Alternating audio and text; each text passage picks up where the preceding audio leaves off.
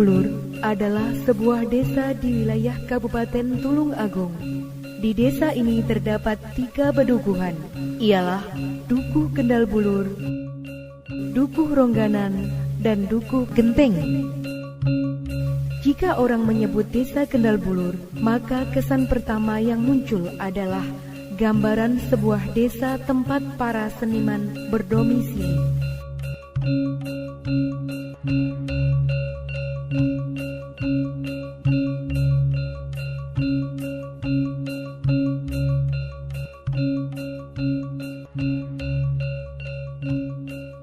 Menjelang pertengahan abad yang ke-19, tempat ini masih berwujud hutan belukar.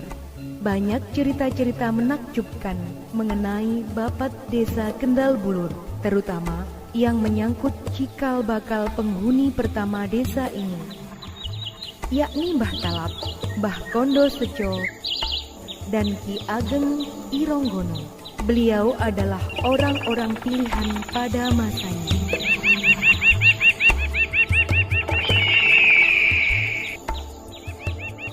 Maka perlu diingat bahwa nama desa Kendal Bulur ini tidak muncul dengan tiba-tiba, namun melalui sejarah panjang sejak pecah perang Pangeran Diponegoro pada tahun 1825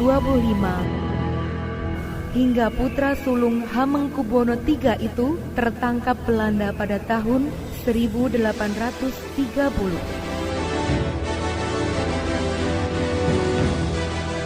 Dengan tertangkapnya beliau, maka banyak laskarnya yang melarikan diri, tak terkecuali Mbah Talap.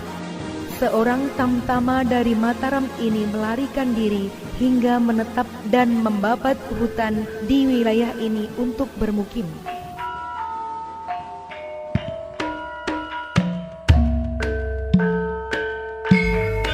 Konon 2 makam di sebelah selatan Punden Peci adalah makam Mbah Talap dan istrinya.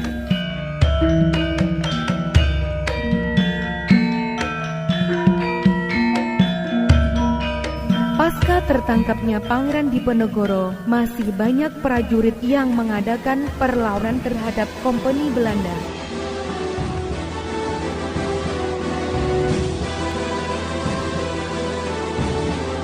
Meski akhirnya ia mengakui kekalahannya dan terpaksa melarikan diri. Ialah Mbah Kondo Sejo, seorang pejabat tamtama dari Begelen Mataram. Beliau menyusul jejak Mbah Talap dan meneruskan babat hutan di tempat ini.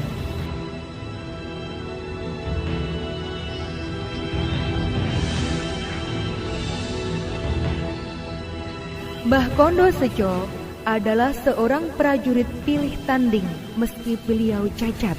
Dan dalam pelariannya di tempat inilah Kondo Sejo bertemu dengan seorang gadis jelita dari Mataram yang bernama Dewi Rosima.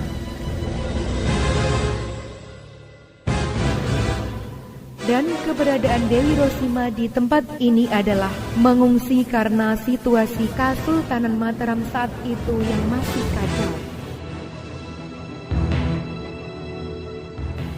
Dikisahkan Mbah Kondo Sejo ingin mempersunting Dewi Rosima, tetapi perjalanan asmara beliau tak seindah yang diharapkan.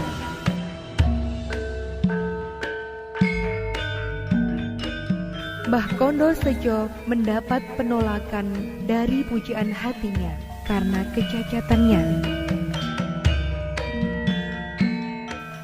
Namun bukan Kondo Sejo jika tidak dapat menaklukkan hati Rosima. Berbekal niat yang ikhlas dan hati yang tulus, selama 40 hari 40 malam, ia meminta sang kuasa di puncak Gunung Budek hingga mendapatkan ajian klicen dan luluhlah hati Dewi Rosima. Alkisah pada pernikahannya Kondo Sejo dan Dewi Rosima dikaruniai seorang anak bernama Eko Semito. Namun di kemudian hari, Eko Semito ini oleh ibunya dititipkan pada seorang perempuan bernama Sulastri karena Dewi Rosima harus kembali ke Mataram. Dan Diceritakan konon Sulastri ini juga berparas jelita hingga melenakan setiap lelaki yang memandangnya.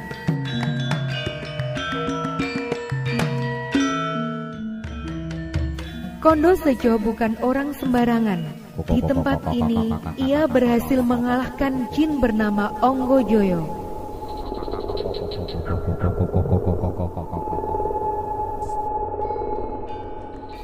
Dari situ dapat disimpulkan bahwa Desa Kendal Bulur merupakan rintisan dari Mbah Talap dan Mbah Kondo Sejo dengan sebuah punden yang lazim disebut Mbah Beji atau lengkapnya Sentono Beji Ampel. Sentono berarti tempat dan Beji artinya kolam atau kedung atau belumbang. Sedangkan Ampel berarti buluh atau belukar. Jadi arti keseluruhannya adalah tempat kolam dan tumbuhan belukar. Dan konon disitulah Jin Onggo Joyo tinggal. Sementara penamaan Desa Kendal Bulur dikaitkan dengan sebatang pohon kendal. Dulu kala di sekitar punden Beji ada sebuah pohon kendal raksasa dengan akar tunjang besar menjuntai ke bawah. Atau orang Jawa mengatakan sulur, maka desa ini dinamakan Kendal Nyulur, yang lama-kelamaan menjadi Kendal Bulur.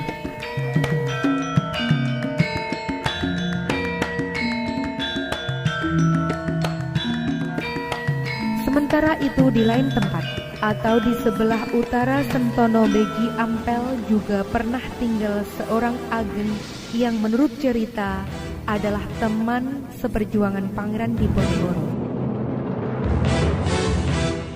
Beliau bernama Ki Ageng Ironggono atau banyak orang menyebutnya Mbah Klipah.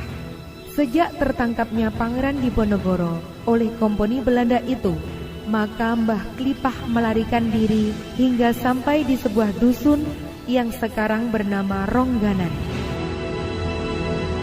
Ada yang berkisah Dewi Rosima datang lebih awal bersama Ki Ageng Ironggono di wilayah ini bersama beberapa laskar Pangeran Diponegoro dan pengungsi lain sebelum akhirnya menikah dengan Kondo Sejo.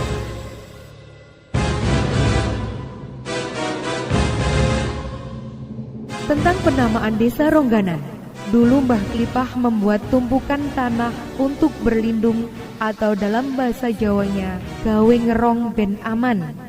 Sebagian masyarakat meyakini penamaan dusun Rongganan diambil dari kata ngerong ben aman yang akhirnya menjadi Rongganan.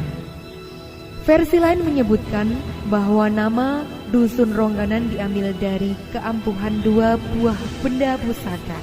Konon di dusun Rongganan terdapat dua buah pusaka milik Ki Ageng Ironggono. Yang satu berupa tombak berukuran kecil bernama Cis dan satu lagi sebuah keris bernama Tilam Sari. Atas dasar keampuhan dua pusaka itulah nama dusun Rongganan diambil, yakni Ronggaman, itulah berikutnya menjadi Rongganan. Tentang pendapat lain, hal penamaan dusun Rongganan adalah dari cikal bakal penghuni pertama inilah, yakni Ki Ageng Ironggono atau Ironggono menjadi Irongganan dan lama-kelamaan menjadi Rongganan. Tetapi beberapa sumber mengatakan bahwa wasiat Mbah Klipah yang berupa pusaka tidak hanya dua melainkan tiga, ialah Cis, Tilam Sari, dan Kotang Ontokusumo. Dan masih menurut beberapa sumber dikisahkan bahwa masing-masing pusaka Mbah Klipah memiliki kodam atau kimbang berupa seekor kuda putih, kemudian seekor kelabang raksasa, dan seekor harimau putih. Kimbang pusaka Mbah Ironggono ini sering muncul di setiap bulan suro berupa seekor harimau putih besar, dan umumnya masyarakat dusun Rongganan menyebutnya dengan Mbah Klipo atau ada juga yang menyebutnya Macan Kopek.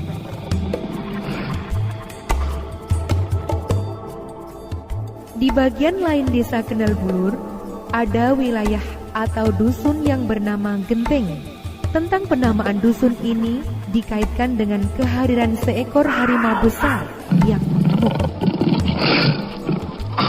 Dalam serat Sekar Dandang Gulo yang diciptakan oleh para sesepuh desa ini, dikisahkan betapa bengisnya seekor harimau rimba yang mengamuk hingga Katiman, seorang warga tewas karena tercabik-cabik oleh kuku sang gembong.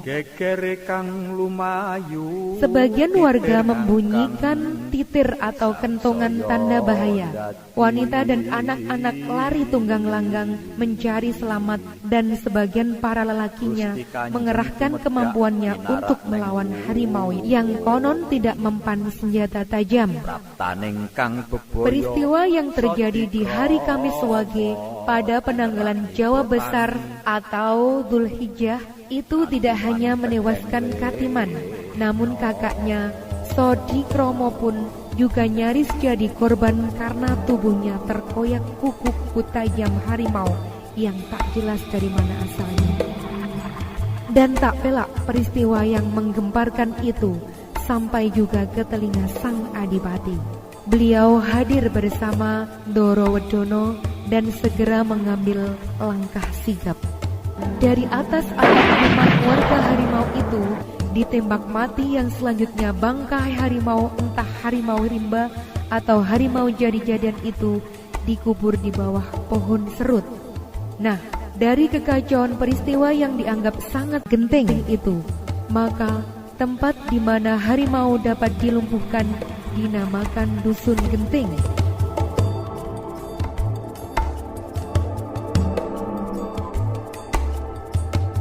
Dari rentetan peristiwa demi peristiwa desa Kendal Blur ini memang tak dapat dipandang sebelah mata.